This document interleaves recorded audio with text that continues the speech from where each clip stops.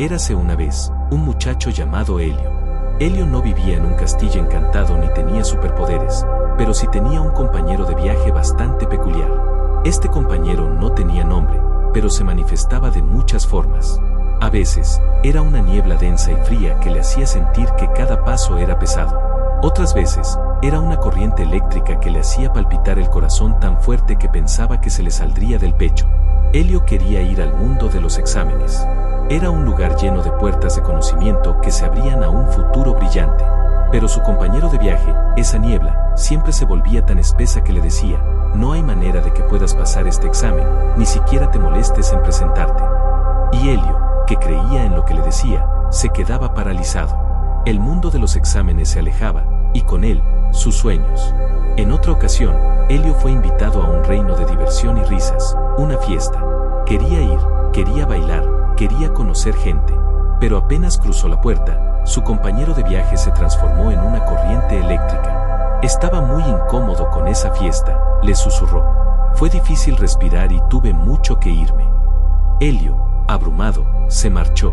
Se refugió en la tranquilidad de su casa, pero ni siquiera allí estaba a salvo. Su compañero le creó un nuevo juego, un juego de la estufa y las puertas. No puedes irte a dormir o dejar la casa sin asegurarte de que la estufa esté apagada y las puertas estén cerradas, le advertía.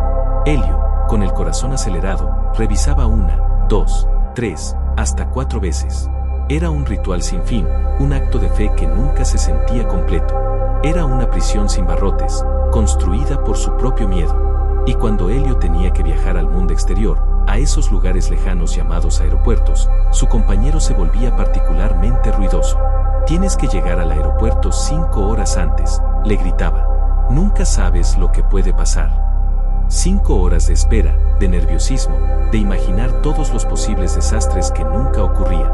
Para Helio, viajar era menos sobre llegar a un destino y más sobre evitar un cataclismo. Estas son solo algunas de las caras de su compañero de viaje.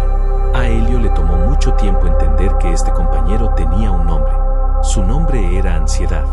La ansiedad es una reacción común. Todos la hemos sentido. Al tomar un examen, al hablar en público, al tener una cita. Pero para Helio, se había convertido en un problema.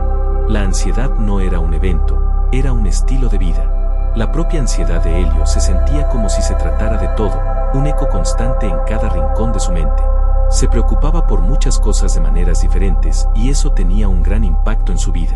Se estresaba sobre cosas que estaban a punto de suceder o que pudieran suceder. Como si su mente fuera una máquina del tiempo que solo podía viajar al peor de los futuros. Y eso hacía que no se pudiera enfocar en dónde estaba o con quién estaba. A veces, la ansiedad le hacía palpable. Su corazón palpitaba mucho, hablaba muy rápido y, en su prisa, era grosero con las personas. Su familia, que lo quería, se frustraba mucho con él, sin entender que no era intencional. Cuando la ansiedad era realmente mala, Helio sentía un nudo en el estómago todo el tiempo, como si hubiera tragado una piedra. Se sentía tan solo, tan abrumado, que solo quería que lo dejaran en paz. Sentía que si hacía algo lo echaría a perder o algo saldría mal, así que muchas veces prefería evitarlo todo.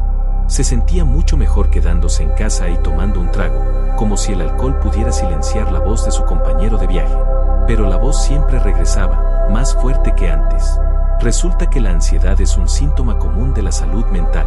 Puede ser la señal principal del desorden generalizado de ansiedad, el que Helio sufría, o del desorden de ansiedad social, que es el miedo que se tiene de estar en público o conocer gente nueva. Para aquellos de nosotros con desórdenes de ansiedad, es difícil vivir la vida que queremos.